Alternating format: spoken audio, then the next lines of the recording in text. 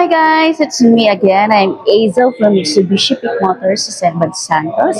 This is the Destinator GT 2026, ang bagong model ng Mitsubishi.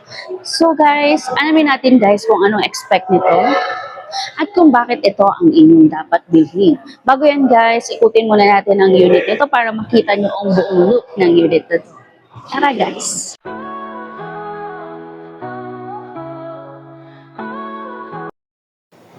Destinator GT with lunar blue mica with black roof. Ground clearance ay 214 mm. Ang kanyang height ay 1,700 mm. Ang kanyang haba naman ay 4,680 mm. At yan nga ang kabuuang itsura ng unit ng Destinator GT. For the grille is honeycomb design with sporty and elegant look. For the headlight, with brand signature dynamic shield concept T-shaped LED elements. For the mags is 18-inch two-tone alloy wheels with fender.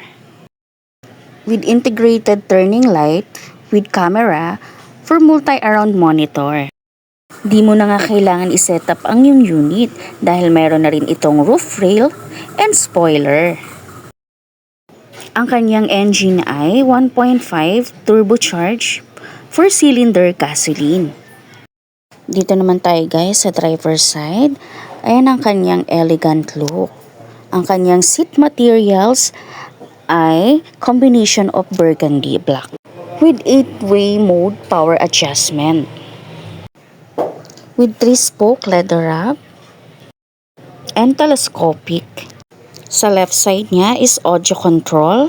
Right side is 360 camera. Forward collision mitigation, adaptive cruise control, 8-inch digital cluster meter, 12.3 infotainment display. For the aircon with dual zone auto climate control na may Nano X technology. Meron na rin siyang wireless charging with push button start, with 5 drive mode, parking brake and brake auto hold. With center console na pwede rin siyang cool box.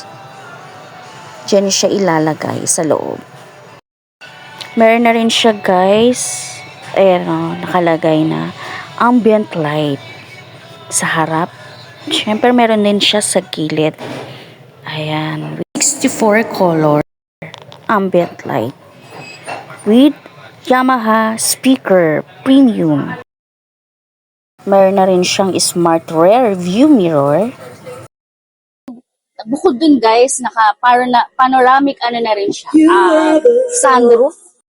And dito banda yung kanyang button for the sunroof. Then punta naman tayo dito sa second row. Ayan. Malawak ang kanyang leg room. Ayan, adjustable din siya. Meron na rin siyang table with cup holder. Social. Siya lang ating Destinator. And meron na rin siyang mga pocket dyan sa likod. And for the third row is drum and tumble na rin siya bago i-open. Ayan, kasya dyan ang bagets. 3 bata, mapayat. Spacious din lang kanyang loob guys sa third floor. Then malawak din ang kanyang legroom kahit nasa third row na tayo banda. Sa loob ng kanyang third row guys, meron na rin siyang nakalagay na cup holder magkabilang side. Meron na rin siyang USB port kapag nagta-travel kayo. Ayan, dito nakalagay banda ang cup holder. Sa likod naman niya guys, ito ang compartment. Then pwede kong ilagay sa ilalim ang mga sapatos ninyong mga dala. Perfect pang travel, marami kayong madadala, mabibitbit. Then dito naman guys sa side, nandito nakalagay yung mga tools ng unit natin.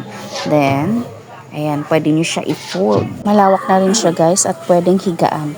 Sa rear naman niya is power tailgate with sensor na rin siya. At automatic na tumataas, bumababa ang unit. So guys, ano pang hinihintay nyo? 2 to 3 days process lang. Please subscribe my YouTube channel and follow my TikTok account for more details, price, and promo. Thank you for watching. Thank you all for watching.